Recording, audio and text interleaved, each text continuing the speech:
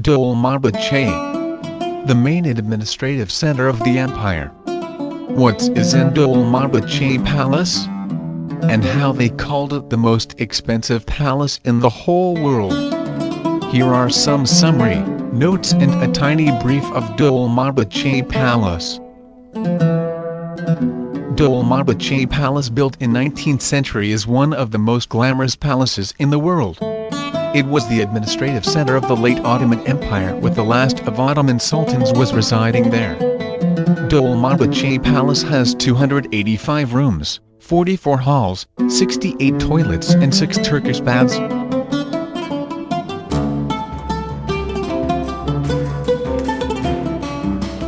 Did you know, 14 tons of gold were used to decorate ceilings and gold leaves?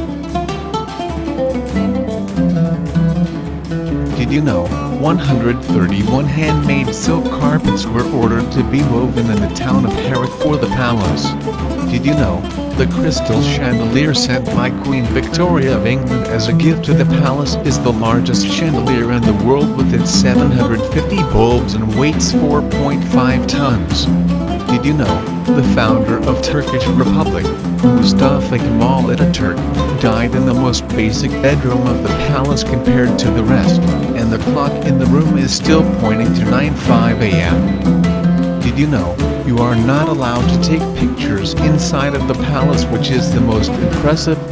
Did you know, the palace was the home to the last 6 sultans of the abolished Ottoman Empire? Did you know, the site of palace was originally a bay on the Bosphorus, which was used for the anchorage of the Ottoman fleet? Did you know? Dolmabahce means filled garden in English? Did you know?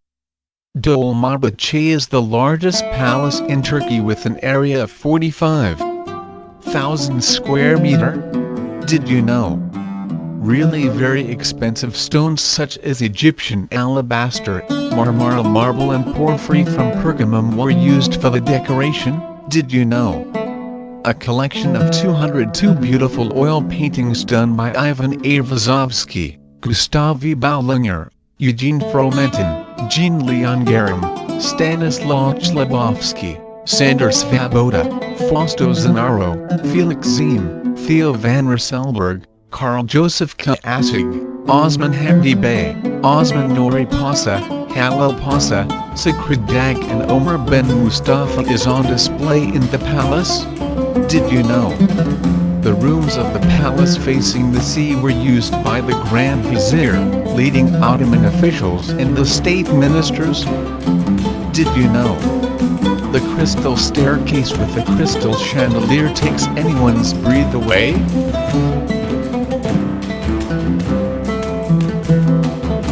Did you know? The palace accepts guests on weekdays except on Mondays and Thursdays, from 9 a.m. to 3 p.m. After the foundation of the Turkish Republic in Ankara, Mustafa Kemal Ataturk transferred all government functions to the youthful capital, but on his visits to Istanbul, Ataturk occupied only a small room at Dolmabahce Palace as his own. He stayed, welcomed his foreign guests and made a practical center for national, historical and language congress and for international conferences. Dolmabahce Palace was home to 6 Ottoman sultans and presidential house to the founder of Turkish Republic Ataturk. Abdulmecid I is the 31st Sultan of Ottoman Empire, and he ordered to build the Dolmabahce Palace in 1843. It was built in 13 years and construction cost was equal to 35 tons of gold.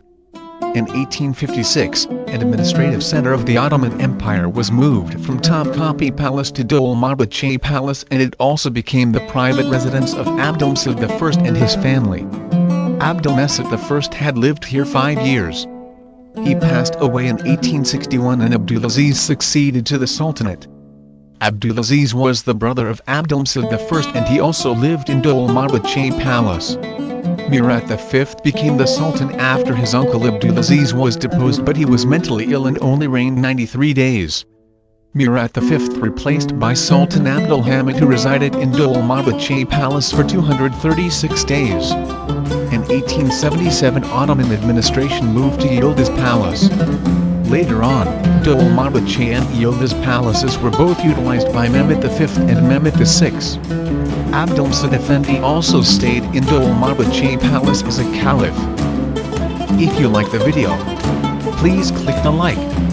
Or if you love it, please subscribe. And click the bell button, so that I will notify you with my next video. Thanks for watching.